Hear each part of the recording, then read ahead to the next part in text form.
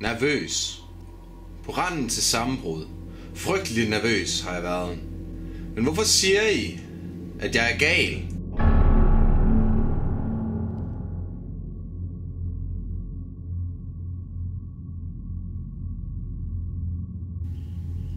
Det er ikke muligt at sige, hvornår ideen for første gang får gennem min hjerne. Jeg tror, det var hans øje. Så snart det så på mig, stivnede blodet i mine årer. Hvorfor ville man sige, at jeg var gal? Ville en gal mand, der kunne fortælle denne historie, så fattet? Jeg optrådte kun varsomt og med forsigtighed. Jeg havde aldrig været så koncentreret, som i mine observationer er. Men øjet hjemsøgte mig dag og nat. Hver eneste aften ved midnatstid åbnede jeg forsigtigt døren til hans kammer. Jeg har aldrig før følt triumfen i samme grad som i nat. Ville en gal mand måske have båret sig så klogt an? Men der... Jeg forholdt mig ganske stille. Sagde ikke et ord i en hel time. Mandens rædsel måtte have været ekstrem.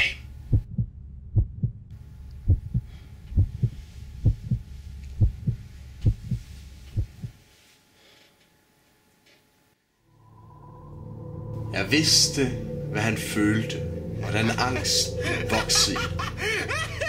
De sorte skygger på væggen blev større og større, for døden nærmede sig.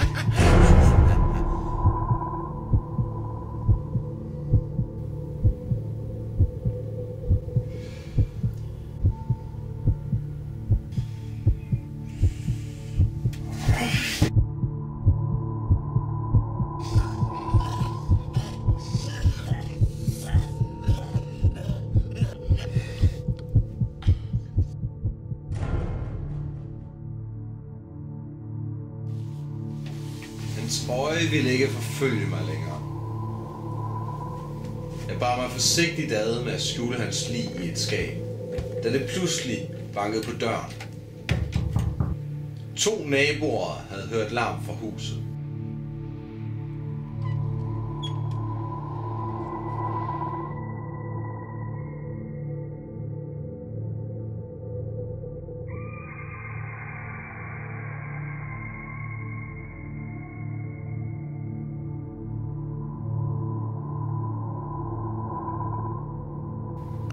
Jeg forklarede dem, at jeg blot havde haft mareridt.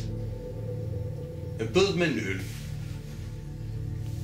De blev siddende og snakkede et stykke tid, men det varede ikke længe, før jeg ønskede, at de ville gå.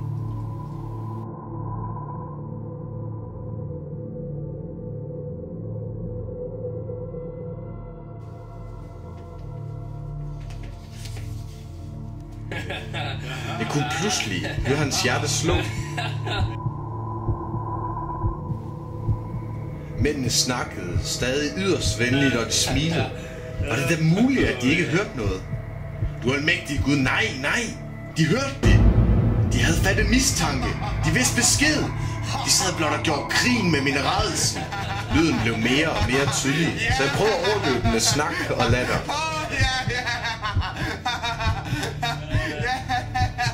Lyden var ikke blot i mit hoved. Snakken blev endnu mere højrøstet end før.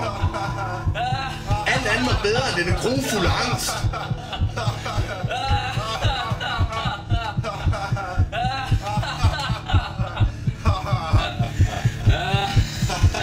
Jeg følte, at jeg måtte skrige eller dø.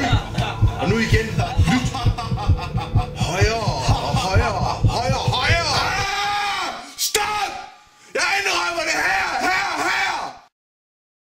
Det er hans forræderiske hjerte, der banker.